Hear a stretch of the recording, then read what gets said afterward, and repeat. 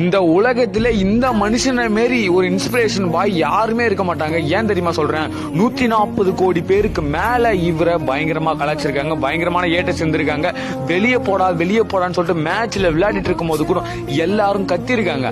ஆனா அந்த மனுஷன் அதெல்லாம் பொருட்படுத்தாம T20 வேர்ல்ட் கப்புக்கு அப்புறம் 140 கோடி பேர் ஏட்டஸா இருந்தாங்க தெரியுமா, அவங்க எல்லாருமே ஃபேன்ஸா மாறிட்டு இருப்பாங்க. ஏன்னா அந்த மனுஷனோட வளர்ச்சி அப்படியே. இவரை பார்த்து நான் ஒன்னே ஒன்று தான் கத்துக்கினேன். எல்லா நேரத்திலையும் உன்னை கைவிட்டாலும் யார் கைவிட்டாலும் சரி, உன்னை நீ நம்பு, கண்டிப்பா மேல வந்துடலாம்னு சொல்றதுக்கு மிகப்பெரிய எக்ஸாம்பிள் ஹார்திக் பாண்டியா மட்டும் தான் சொல்லுவேன். ஹார்திக் பாண்டியா பிடிக்கினா மறக்காம ரெட் கார்டை கமெண்ட் பண்ணுங்க.